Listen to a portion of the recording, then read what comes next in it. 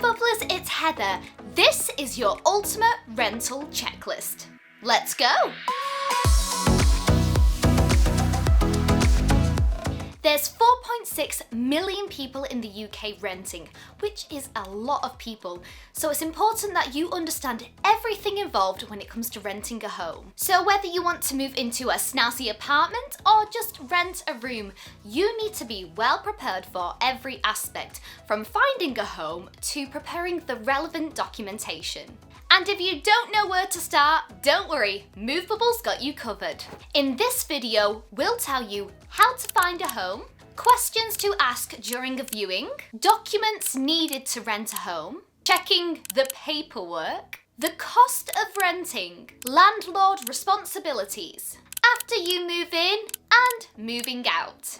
How to find a home. So obviously you're gonna have to find a place to stay, and this can be a big task, especially if you're looking for a place to stay in a big city like London or Manchester. And there are two main ways that you can rent a home. That's directly through a landlord or through a letting agent. So most renters will use a letting agent, and the letting agents usually advertise their properties online, but this can be a very stressful and time-consuming task, which is why we suggest that you download the free Movebubble app, because there are thousands of properties on there from many letting agents. So if you found a place that you like, you'll need to arrange a viewing through the landlord or the letting agent.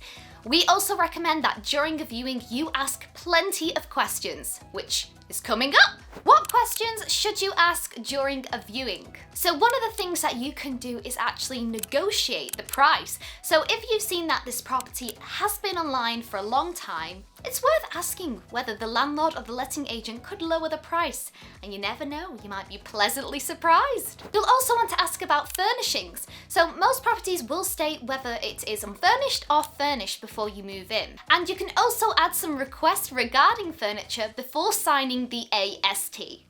More on that later. Another important question to ask is who manages the property. So from time to time, problems may occur in the place that you live, like the boiler could break or there's no hot water.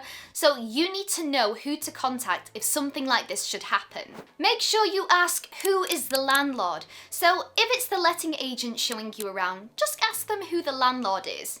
It's good to know whose place you're living in. And this one is for you pet lovers. Is it pet friendly? So most properties will state whether the place is pet friendly or not, but it's always worth asking, because the worst thing that could happen is you move in with your little puppy to find out that pets aren't allowed. Nightmare! Another thing to ask about is the contract length. So most tenancy agreements are provided as an assured short-hold tenancy, the AST. The average length is around 12 months, but just be super honest with your landlord or letting agent about how long you want to stay there, so it works for both parties. Documents needed to rent a home. So if you've decided that's the place you want to stay, great, you can make an offer. If your offer is accepted, you'll need to go through the process of securing that property. And for that, you'll need to provide some official documentation.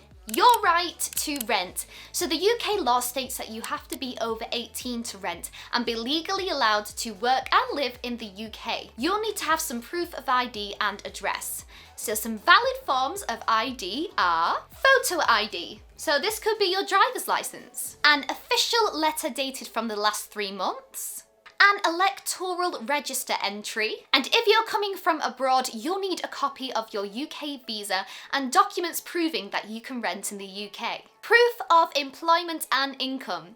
So typically landlords require you to earn at least 2.5 times the amount of the annual rent. But if you're self-employed, this could be your tax return, and if you're employed, this could be your payslip. Your landlord also might request for you to have some references.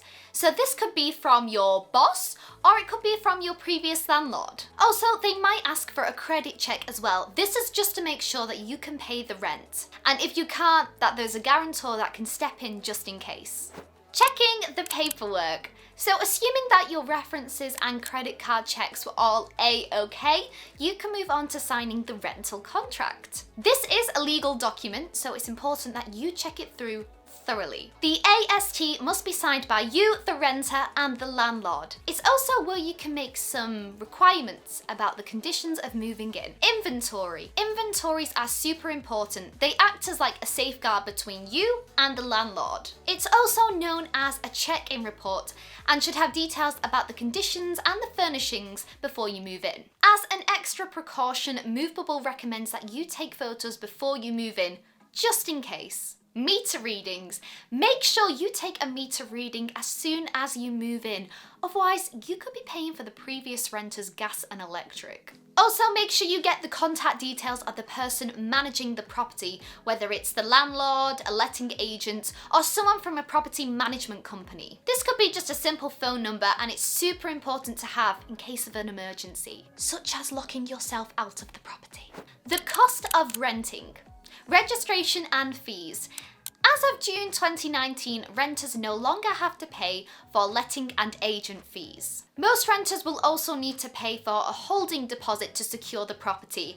This is equivalent to 1 week's worth of rent, and it's deducted from your first month's rent. The security deposit could be worth up to 5 weeks worth of rent and must be legally protected by your landlord in a security deposit scheme. And once you leave the property, the landlord needs to pay you back that security deposit unless you broke something. Growing number of landlords and letting agents also have zero deposit schemes, which means you don't have to pay a security deposit. The rent! Of course you'll have to pay the agreed monthly rent, and your first month of rent will usually be taken before you move in, and this is usually via bank transfer or standing order. Landlord responsibilities. So after you move in, it's important to know that landlords actually have a lot of responsibilities that they should follow through. They will need to give you a how to rent guide. So they should give this to you in hard copy or as a PDF in an email. Landlords will also need to provide a valid gas safety certificate at the start of your tenancy. An EPC, an energy performance certificate, should also be included. It should not be below the letter E. Proof of deposit protection. So if you've paid a deposit, the landlord needs to enter it into a government approved scheme within 30 days of you moving in. They should give you all the information about this. Landlords also need to have evidence that their smoke and carbon monoxide alarms are working. So they could show you or the letting agent will show you. And the property should be cleaned before you move in. So you found the perfect place to live. You've got your keys and you've moved in.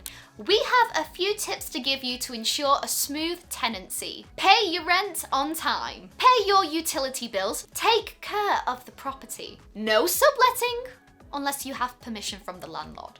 Get contents insurance to protect your personal items. And ask for permission before you make any DIY upgrades. And now your tenancy is over and you're ready to move out. So whether that was 10 years or 10 seconds like right now, you need to do a few things before you move out. Make sure you give notice. Typically it's around 1 month. Check meters to ensure that you're not going to pay for the new renter's gas and electric. Make sure the landlord has returned your deposit unless you have damaged the property. And have the property professionally cleaned. Unless you're a professional cleaner yourself, we recommend you get someone else to do that. And that is it, your ultimate rental checklist. I hope you found the video useful. If you did, make sure you give this video a thumbs up and subscribe to Movebubble's YouTube channel because we're gonna provide you with so many awesome videos. And if you haven't already, make sure you download the Movebubble app. It's completely free, and you can also find me on there giving you some virtual walkthroughs on some of the best properties in Manchester. We hope you enjoyed this video, and I'll see you next time. Bye!